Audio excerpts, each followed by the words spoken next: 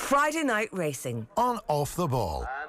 Brought to you by Horse Racing Ireland. Love every racing moment. Visit hri.ie. All right, you're very welcome along to this week's edition of Friday Night Racing. It's Ger and Johnny with you this Friday afternoon. We broadcast live, of course, every Friday afternoon on all of the OTB Sports channels. You can get us on OTB Sports Radio, on our YouTube channel, Facebook and Twitter. Wherever you want us to be, we are there for you. And then, of course, every Friday evening at 8 o'clock on Friday night on Off the Ball on News Talk, we're there for you too. So if you want to get in touch, you can text the show on 53106, or of course you can leave a comment in the YouTube stream and we'll get to it a little bit later. Friday Night Racing on Off the Ball is brought to you by Horse Racing Ireland. Love every racing moment. Visit hri.ie or follow the Twitter account at HRI Racing, and the hashtag is every racing moment. Johnny Ward, how are you?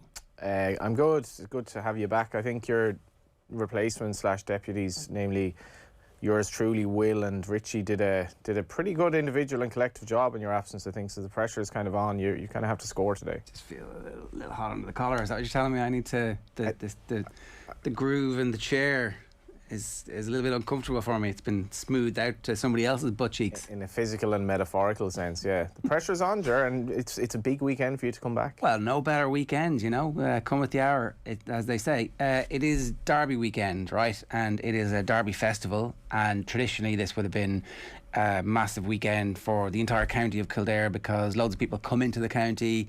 There's parties all day, essentially, and then the quality of racing is just absolutely sensational as well.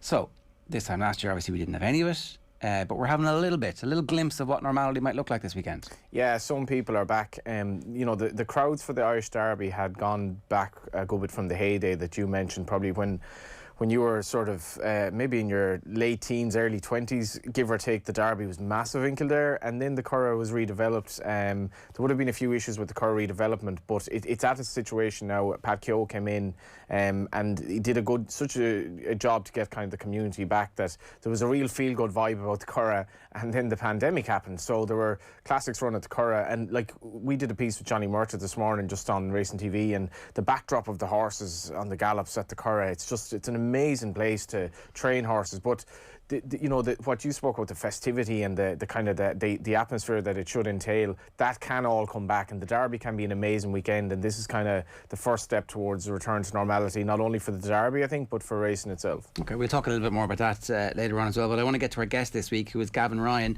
Gavin, good afternoon to you. How you getting on? Good, thanks, George. Yourself? Yeah, pretty good.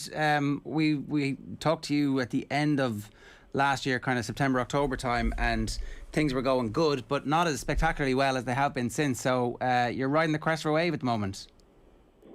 Yeah, look, I suppose in numbers wise for my winners, it's probably not as high, but the quality of horse and riding is definitely a lot better.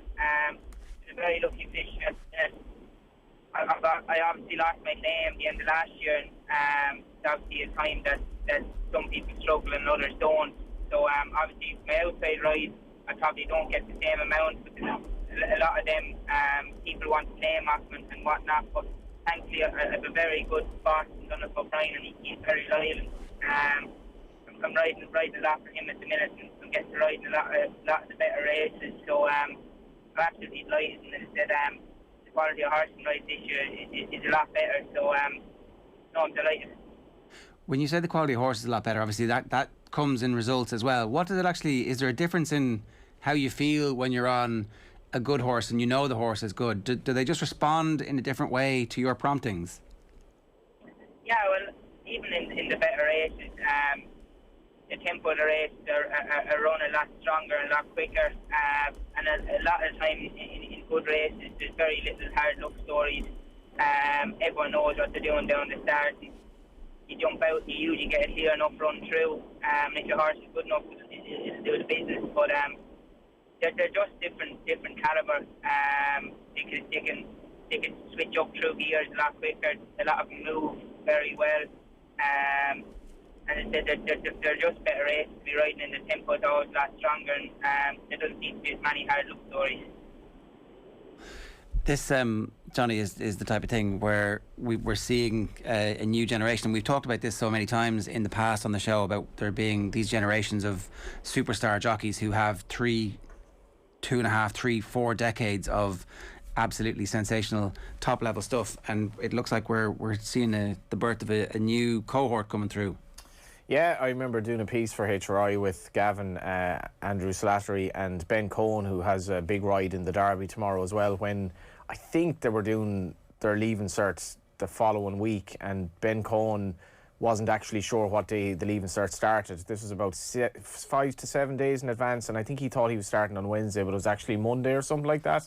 And as it turns out, actually, Ben did very well in the leaving, despite the fact I wouldn't suspect that he was entirely dedicated to his studies. But I suppose the striking thing was that these three lads and the Cross lads, Cross brothers, and maybe one or two others, they're all from Tipperary, and they all, Tipperary is a hotbed, obviously, of hurling and racing. We've seen what Rachel Blackmore has done from Killinall, which is where Gavin is from. But these three lads, Andrew, Ben, and Gavin, came along at the same time, and I suppose the reputation of the three sort of preceded them because they were so good as apprentices, but a lot is expected of them. And I think it was last year Dermot Wells said on this show he thought it was the best generation of Irish jockeys in his lifetime, which is incredible because Dermot Wells has been around a long time, so it's a good bunch of lads. But that doesn't mean for Gavin individually or for anyone else that you're going to deliver because it's so competitive. No, of course. Gavin's just pulling in there for us. So the quality of horses, as we were talking about there, Johnny, that's the thing as well. Like it turns out that the evolution of the jockey is something that we've talked a lot about on the programme, particularly in light of how Rachel Blackmore ended up getting to the point now where she is clearly one of the best jockeys. But different people mature at different paces. But as soon as you start getting the good horses, if you can show that you're capable of dealing with them, then what happens is it becomes a virtuous circle. Definitely, yeah, and I think in fairness, Gavin got the ride of the year last year, the HRI Awards at Galway, and as much as there were no crowds at Galway, Galway's probably as tough a challenge for a flat jockey as there is, especially in a Premier Handicap, where you're coming from a kind of a circuitous route, and Gavin has shown that. I think when we had him last on the show, what really shone through is the fact that he's very well mannered. He has come through Jim Bulger's tutelage as well, which would have been a massive help. I think Jim really inculcates in his jockeys a sense of respect and decency, and respect for authority, but also just being well mannered and dealing with owners well and stuff like that. And then on the racetrack itself, obviously Gavin has just done really well, but he's also, I suppose he's quite fortunate in that Donnacha O'Brien, who himself was quite fortunate to get all these young horses in his ephemeral training career, he knows that he's lucky, and I honestly think that unless you're Tony McCoy, and even Tony McCoy would probably say you'd prefer to be riding 20 good horses than 100 poor ones with the same amount of winners, if that makes sense. Yeah. It's not about like the rigmarole of day in, day out. It's riding in races like the Irish Derby. I mean, and as much as Fernando Vici is a long shot, he's a long shot who goes in there with some sort of a chance, and that's what you're all week you're probably thinking of riding Fernando Vici, whereas like we had Rory Cleary on, and you were talking about the repercussions of him winning the Irish Guineas. There aren't really any because he doesn't ride in those races very regularly, whereas Gavin knows that more of these are on the way. Yeah, Gavin's back with us. Gavin, we were talking there about the evolution, and obviously while it's important to be good off the track, it's more important to be good on the track. And so when you're talking about the horses being good and going up through the gears as you were when we were just chatting to you a second ago, you obviously had the confidence yourself, given the quality of rides that you've given. Johnny talked about winning the award last year as well, that you're in the right place, that you deserve to be there, and that the hard work that you've put in over the last number of years is beginning to pay dividends. Yeah, look, that's exactly it. But that's the other side, as you were saying there, when you get to ride in these races more often, it's not really like if you do end up being a horse with a chance in those big races, a lot of times things mightn't happen for you because you might be panicking or whatnot. But then the more chances you get in these sort of races, the more likely you are to be able to take it all with a pinch of salt and kind of be able to relax when you do get a chance, So I think the more sort of good races and top end races you can ride in, the better. Even if they're not with a chance, all those kind of races end up kind of giving you a lot of confidence when the chance does come to ride one, that has a big chance in the day. So no, definitely the more often you ride in those races, the better in the long run. You see as well, Gavin, like we'll say when Sovereign won the Derby and so forth, you do sometimes have, strangely enough, run derbies when there was a lot of chat that Ballydoyle only had one horse at Epsom, and there was a lot of kind of chat in hindsight that had backfired because he got injured in the race, so they effectively had no horse at Epsom. But just you're going in there with the horse tomorrow. He was obviously a very good 2-year-old. He stays very well, and maybe you're thinking to yourself, well, Ballydoyle have 5 horses in this race. You wouldn't really know what might happen. High Definition mightn't perform in the day, and if you don't have a ticket, you don't buy the lotto. You don't win the lotto, I guess. Yeah, look, that's it. We held our horse in a very high regard last year. We always thought he'd be a better horse, stepping up to 1.5 miles this year. Might even get a little bit further, but it just he didn't seem to hit the ground running this year, and he raced a bit lazy, and we stuck blinkers on him the last day, and it really seemed to bring the best out of him. And he looked like the horse we kind of hoped and thought he might turn into. So he won well the last day, and he does stay real well. So I think the stronger pace that they run the race at, the better he'll be suited by it. So definitely, like these sort of races, most of the horses that are in it because they're obviously held in high regard by their yard. So a lot of times you might not get the result that kind of might think will come out. But as I said, if they're going to run the Derby, they're probably there because they deserve to be there, you know. So these better races, there's probably 4 or 5 that you could make case for, and you could understand why they'd run well, you know. Yeah, and I suppose just Ger and I spoke about this, and I remember the late Pat Mullen, the first Irish Champions weekend, because there was a bit of a promotional drive behind it and so forth. Leopardstown, there was a great atmosphere at Leopardstown that day, and it's kind of carried through Irish Champions weekends, but it must, I know there's not much of a crowd there tomorrow, but it must mean something, because I imagine, like the rest of us, you are a little bit fed up of just, like, you know, winning races to tumbleweeds for the last year and a half now, where even to get a reception from a few hundred people would mean something were you to win any race tomorrow. Yeah, no, it would, of course. I even seen there in Ascot last week, they had a good crowd back, and it just kind of it makes you kind of appreciate how special these days are when the crowd's there and stuff, and it definitely sets a good atmosphere, and it just kind of adds a bit of life to the racetracks, and it kind of stops everything feeling so repetitive, you know. So it definitely gives us as riders a buzz, and obviously if you're lucky enough to get a winner on these good weekends, it adds to it again. Yeah, no doubt, and we're all really looking forward, because we see the difference that having fans in the stadium makes at the Euros. Big, like, it's not. I mean, I don't know, Ger. I was borderline bored of watching soccer, to be honest, with nobody at it, and even like Premier League games, it was just like, God, I don't know how much more of this. Like, I don't know. I don't think long term would actually survive as an entity, because it's just soulless a bit. Definitely helps. I did want to talk to you, Gavin, about what's going on in Tipperary and Kilnall at the moment, and what was it like when Rachel Blackmore was becoming the most famous jockey in the world? Because she's from the same. You're all from the same place. It turns out it's a hotbed of high quality horsemanship at the moment. Yeah, we're all kind of 10, 15 miles between each other, so we're all from the one at Leary, and those small towns in South Tip were kind of, everyone knows everyone. So there was a massive vibe and a massive buzz around the place when Rachel was doing so well.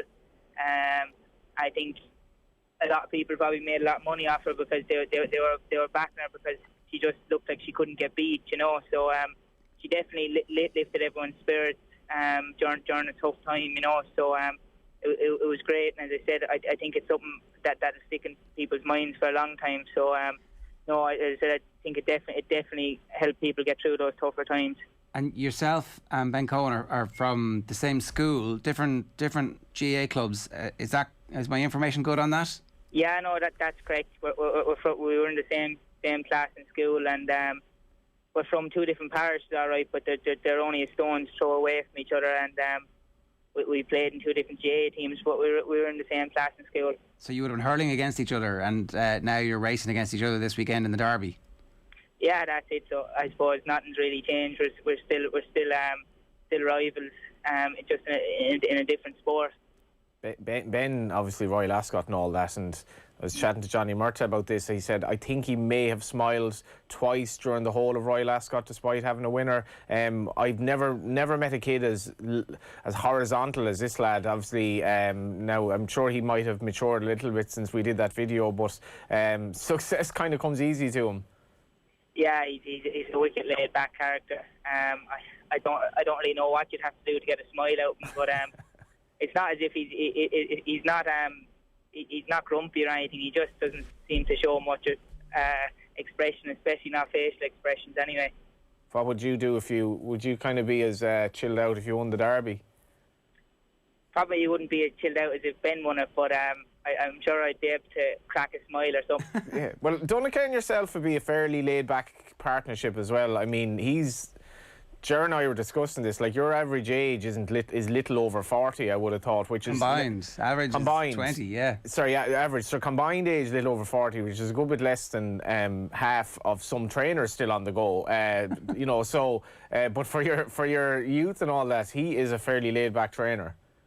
Yeah, I think Donncha is 22 and I'm 21, so I suppose we're still very much babies in the sport, but look, he's very good at what he does, and he doesn't miss a whole pile, so I suppose that there's no real reason for him to get flustered.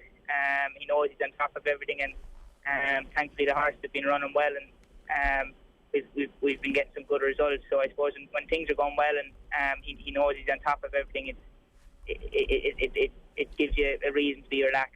Can I go back to Ben just for a second? Were you and Ben like mates, friends? Were you palling around in school, or were you kind of like in different social groups? Because it's kind of wild that two very successful young jockeys were in the same class. There must have been something driving you both on. Yeah, no, we were definitely friends. We used to go racing and we used to go to the gym and so on and all together. So we were palling around in school for a good while as well. So. And were you chatting to each other going like, you know, I want to ride for Johnny Murtagh, I want to ride for one of the O'Briens? That stage kind of probably didn't even know Donncha was going to end up training. Like, when you were talking about what you wanted to be, what was that? I suppose when we started riding first, it's like every other jockey. You just want to ride winners. You don't really mind who they come from or who provides them. You just want to ride as many winners as possible and get noticed as much as you can. So I suppose then we probably would have been talking above ourselves if we said we wanted to be riding for certain people. We were definitely just happy to be on one with a chance in not 65 in Dundalk, I think, back then. And you're in school at this point as well, so like, how difficult is it when you're daydreaming of winning derbies or 0 to 65s in Dundalk, which I presume you do a little bit of both? How difficult is it then to knuckle down to quadratic equations and geometry and I'm trying to remember the distillation. What was the chemistry? The cracking of oil? This is probably called the intercert you're talking about here. Is that long ago? Yeah.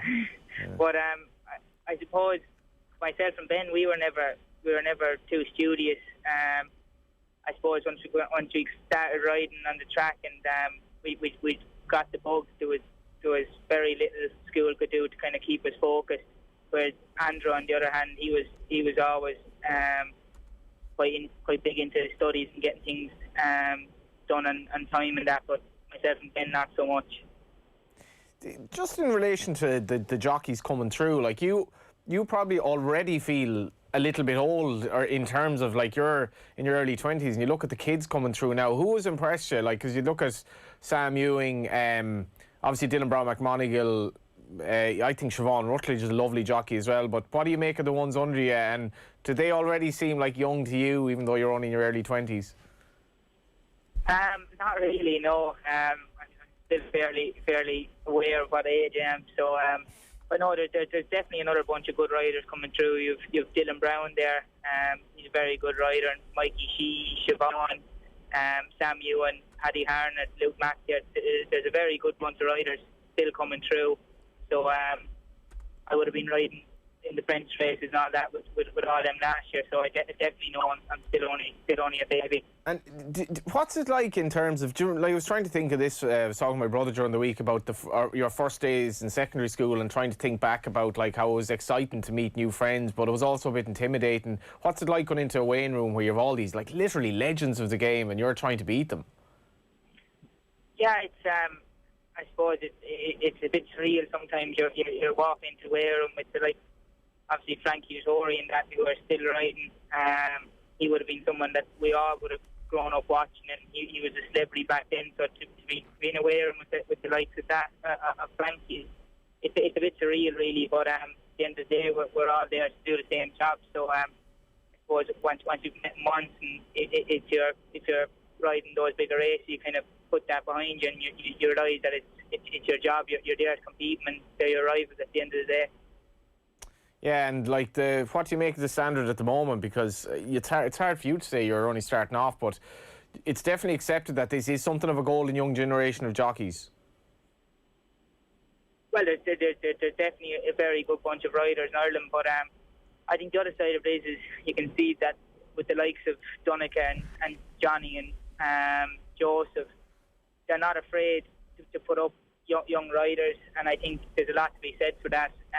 Obviously, maybe 10 years ago, younger riders wouldn't have got the same opportunities, but it's like everything. If one person starts to do it, everyone kind of follows suit, and I think it's really something that's brought Irish racing along, and it's really opened a lot of doors for us younger riders, because we're able to get very good opportunities at a lot younger age, and I think it's something that's definitely going to help Irish racing down the line, because as I said earlier on, the more of these better races and bigger races you can riding on the bigger days, it's all going to stand you in the long run. So I definitely think it's going to improve Irish racing, and as I said, I think it's the main reason for that is the fact that younger riders getting better opportunities now, thanks to a few trainers who kind of changed the game really. Yeah, and of course former jockeys themselves who were young riders and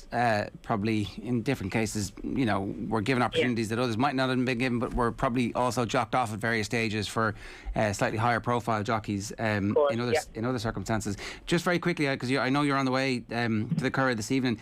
There's I think you've got 3 rides today. I'm going to screw up the name of this one. De Puntitas, is that correct? At 5 o'clock? Yeah, that's her. She's a Caravaggio filly.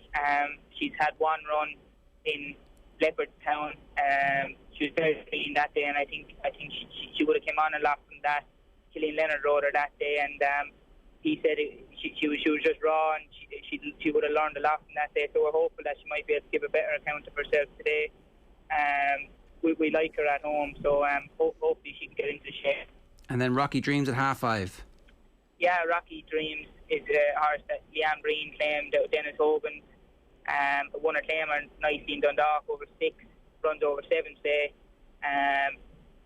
It's hard to know if it's up to that standard of a race, just after winning the claimer, but Leanne is fairly clued in, and she does well with her horses, so hopefully Rocky Dreams can run a good race too, and I'm sure Leanne will have him top nick. Okay, and then Miss Myers tonight at 7:10. Yeah, she's a filly that seems to be running off a nice mark. She's a lot of ability. Seems to be a bit unlucky in her runs. She takes her time and likes to come through them. So the fact it's been a long time since she won. She's been running consistent since, and I think she just needs things to fall right for her to get her head in front. But she's definitely there with a big chance. Just before you go, obviously social media has been brilliant for young trainers, and I suppose brilliant for the profile of a lot of people in racing, getting owners and syndicates. But obviously you wouldn't have missed the Safi Osborne, Jamie Osborne stuff yesterday, where Jamie, Safi's dad, obviously just kind of brought to mind a message that she'd gotten over a ride. I think that she'd given a horse or whatever. But what's kind of been the reaction among jockeys in Ireland to that, and the whole social media thing, where it's not infrequent that you will get abused over a ride or whatever? Yeah, look, we were talking about it in the yard this morning, and I suppose everyone takes that sort of stuff different. We all get a lot of it. I get a lot of it as well. There's people, obviously, there's certain ways horses have to be rode. Like Miss Myers, even she takes her time and likes to come through them. And obviously, when things don't work out, then you are going to have punters who are going to say, "Oh, you're too far back. You gave that no ride and whatever." And there's often a lot of abuse attached to that. But I think when you've got enough of that sort of abuse, you kind of become immune to it. And I think you take it with a pinch of salt. Like I was very lucky. I got a hard time, but last year, Donica just said, you just need to laugh that sort of stuff off. And that's what I've been doing since. You can kind of see a bit of a joke in it more so than anything else. And I think you just kind of learn to get over it. And that's kind of part and parcel of your job. You're going to have people that aren't going to be happy with you. And at the end of the day, they're not the people who are putting you up or giving you your instructions. So I suppose you don't really have to take any notice of it. I think that's a really mature response. Obviously the message that Jamie put up in relation to Safi was another level entirely. But I think your response is like, if you're trying to, I suppose, if you're trying to talk to a young jockey or trainer in terms of having social media, because there's a lot of benefits in terms of promotion and you get so much praise on it as well. I think your response is obviously it's very wise, because after a while you probably just have to take it with a pinch of salt. That's it. No, exactly. It's always going to be there, and I don't think. I think you can get as many people involved with it, the guards and whatnot, and I think there's always going to be a few people there, and they're going to have a few chips on their shoulders. So I don't think it's ever going to go away. You just kind of have to learn to deal with it and realise that they're not the people that make the decisions, or they're not the people that are going to be paying your wages at the end of the week. So I think at the end of the day, once the people you're riding for are happy and you can keep your owners and trainers happy, I think that's the main thing. Yeah, for sure. Gavin, great stuff. We wish you the very best of success this weekend, and we'll talk to you again real soon. Thanks a million for joining us. Thanks a million, lads. Thank you. It's Gavin Ryan there at 21. He's got the world at his feet, Johnny. That's the progress he's made even since the last time we had him on. So I think looking back there was September. Since then he's ridden out his claim, was named Champion Apprentice Jockey in November, obviously turned pro and he lost his claim. Dual winner at the 2020 Horse Racing Ireland Awards in December, so won the Emerging Talent Award and then topped the public poll, as you said, to win the Ride of the Year on Saltonstall in the Mile Handicap at the Galway Festival. He's on Saltonstall again tomorrow, actually. Probably should have asked him about that. Has essentially established himself as Donnacha O'Brien's first jockey and had his first rides in Royal Ascot last week. That's not bad. 6 months. What did you do in the last 6 months, Johnny? I put on about 2 stone, so there you go. What have we and the thing with lockdown as well is you're nearly 3-6 month kind of blocks of it now, and the first 3 months was notable that the weather was great for some of it and that kind of got you through it. Then the middle 6 months was like, oh, we'd be done by Christmas, and then the third, I think a lot of people said the last 6 months have been almost like the hardest, because it was like, well, weather wasn't great, and it was like, when are we going to get another wave and then another variant and another this? To answer your story, I've done very, very little in the last 6 months. The reason Gavin Ryan has done so well, I think, is it's like as more jockey. Being a good jockey is about like 3 things. I think talent, to an extent your luck, but your attitude off the pitch, effectively, or off the racetrack. So many jockeys have gone down the wrong road, where they've just they've been I suppose enticed into having too much fun off the racetrack. It's very, very easy to get into a life of booze and drugs. Yeah. I've never gotten the impression from Gavin that he was ever going to go down the road, and that's really important. It is. I mean, it's also great that the start of his success has come at a time when you weren't really able to party too much. There just hasn't been.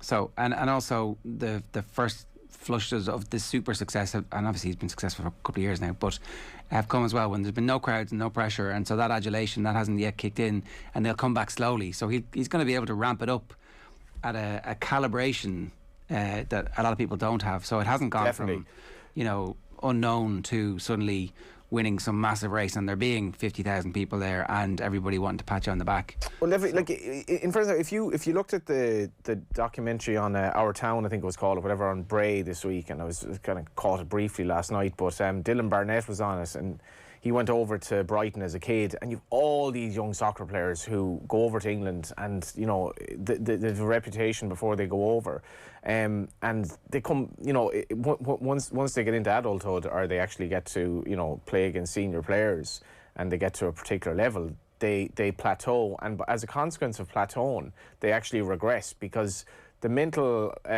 ability to deal with obstacles that come along your way, or having to marry your expectation with reality, I think can be very tough. So if you're a young jockey, there are a million really good apprentices, and really, really good apprentices, who just, once they lost their claim, when they lost the advantage of being an apprentice, they didn't really kick on, and there are any amount of those. So Gavin is one of them that has to kind of kick on to the next level, and I definitely think in that instance, when you're maybe if your trainer isn't necessarily having a great season, or you've had a few bad luck stories, like, it can hurt you. But he has the mentality, I think, that he's going to just go to the top to marry that talent that he has anyway. Well, I think the answer on social media there was like, that is such a good answer, because, like, I mean, we're journalists, like, you will get slagging on social media, and it is, I think the best thing is just to kind of say, like, like, and a lot of the time, if somebody's criticising you on it, he or she will very hard to ignore it, you know? Like, you definitely...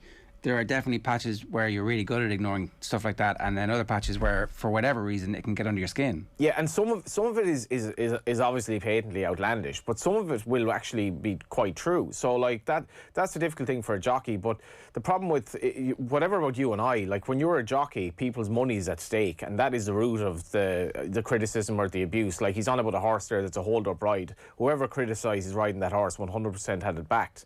And you've these people then who are online who can basically sit behind a screen and won't be noticed, and they can use whatever name they want.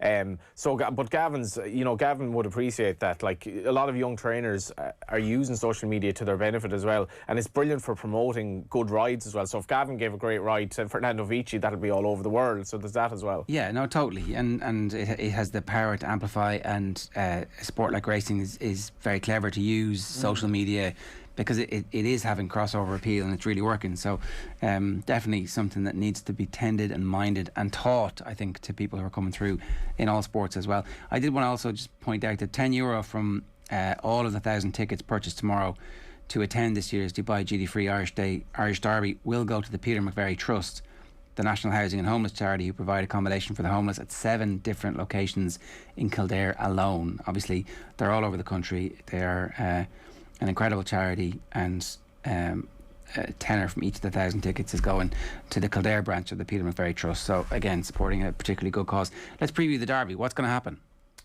As I said, it said just to Gavin there, it's really interesting that when they ran at the Epsom Derby, that Ballydoyle decided, they used to say if you have 3 Derby horses, you've none.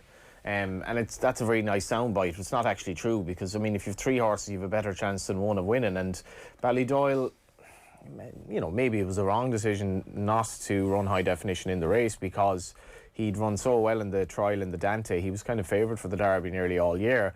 And unfortunately, like, I fancied Bolshoi Bally out of the way, and he was in a great position in the race, but he was already injured, and he was basically returned an injured horse, so they didn't have any backup. Now, whether it was a response to that or just the fact that it's a different race, if Ballydoyle has 5 of the 11 runners there, so obviously it nearly has half the field.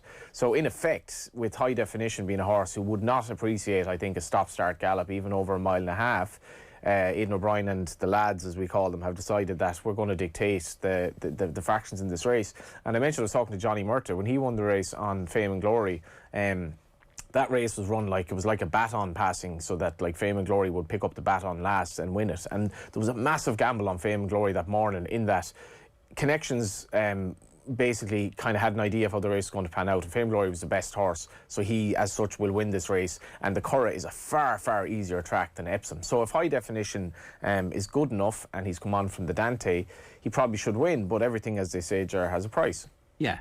What do you mean everything has a price? Like, he is, what is he, 2-1, sort of 5-2, 7-8 I'm seeing here is the most recent. 7-4, yeah.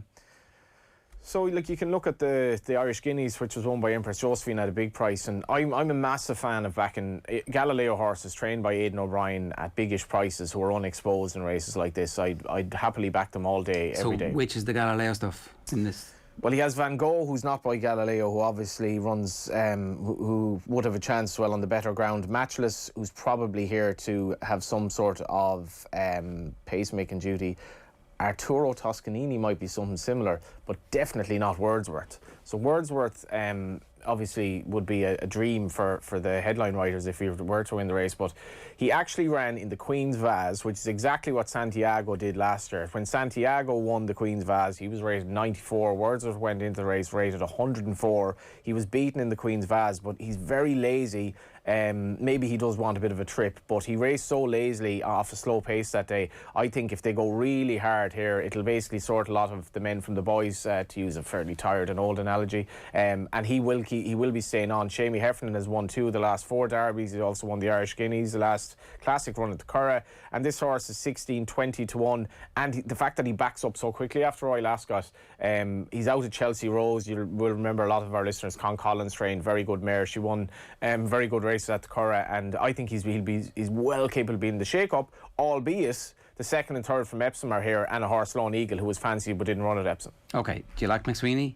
No Right. chance. Okay, all right. Anything else you want to talk about this weekend? I think, it's a brilliant 3 days of race, a fantastic race. Even the 2-year-old maiden run tomorrow with a sister to Alpha Centauri and half sister to Mad Moon, for example. But I think above all, just the people who are going racing tomorrow, I think it'll be fantastic. The Curragh really is in a place where it needs to kick on after the redevelopment. It needs to get people back racing, and I spoke to Michael Maloney, the Galway manager, yesterday. He is absolutely dying for a crowd at Galway. Anyone, he said, it's not financial, it's just I want people to be at Galway. Galway is about the people, and I know that there's obviously the Indian variant and all that, and the Delta variant and blah blah blah, and we are worried about where this is going. But I think race courses who've done a great job, by the way, and obviously distributing vaccines and so forth. I think they're in a good place to welcome some crowds back, and I hope people are cognizant of that, because it is an outdoor pursuit, we have to remember, and I hope the Curragh does a good job tomorrow in showing